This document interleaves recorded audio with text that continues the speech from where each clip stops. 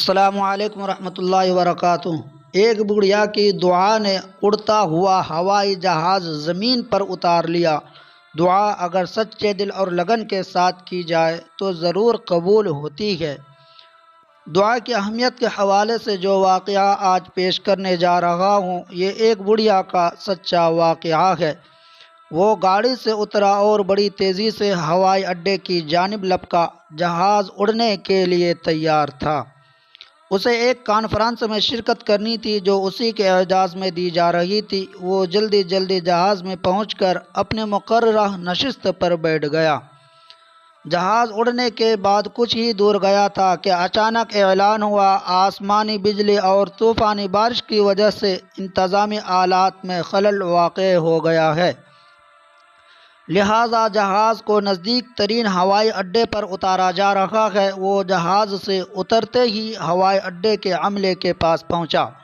کہنے لگا، میں ایک جانا مانا عالمی ڈاکٹر ہوں۔ میرے لیے میرا ایک ایک منٹ انسانوں کی جانوں کے برابر قیمت رکھتا ہے، اور آپ چاہتے ہیں کہ میں 14 گھنٹے ہاتھ پر ہاتھ رکھ کر یہاں بیٹھا رہوں؟ کارکنوں میں سے ایک بولا، جناب ڈاکٹر ذیشان صاحب، اگر آپ کو زیادہ جلدی ہے تو ایک گاڑی کرائے پر لے کر اپنی منزل مقصود تک پہنچ جائیں۔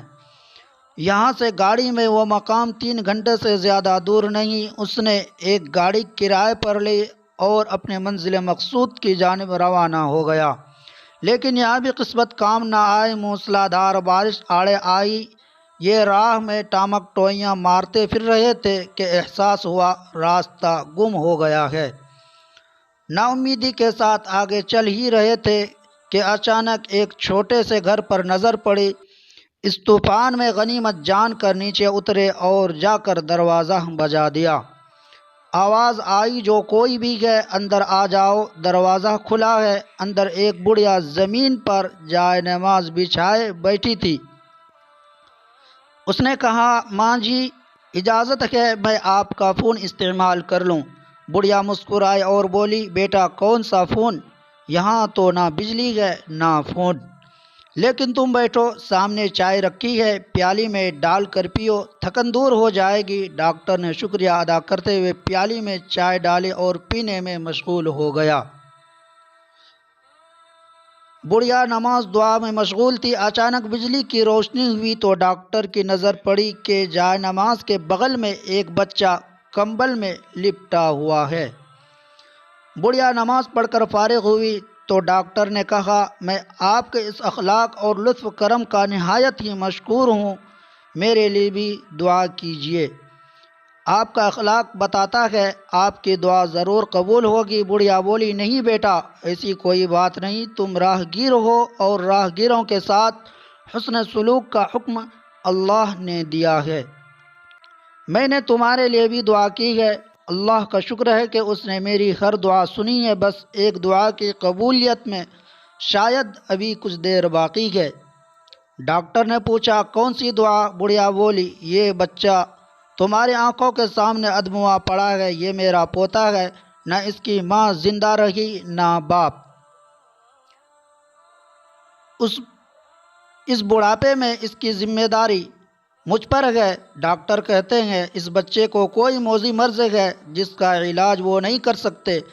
ڈاکٹروں کا کہنا ہے کہ ایک ہی ڈاکٹر ہے، بڑا نامی گرامی ڈاکٹر ذیشان، وہ اس کا آپریشن کر سکتا ہے، لیکن میں بڑھیا کہاں اس تک پہنچ سکتی ہوں؟ لیکن اگر لے کر جاؤں بھی تو پتہ نہیں قبول کرے یا نہیں، بس اللہ سے امید ہے کہ وہ میری مشکل آسان کر دے۔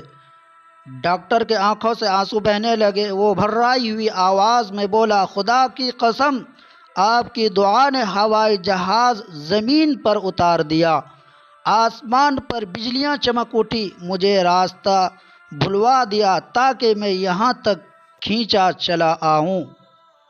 خدا کی قسم، مجھے یقین نہیں آتا کہ اللہ ایک دعا کو اس طرح قبول کر کے اپنے بندے کے لیے یوں راستہ نکال دیتا ہے۔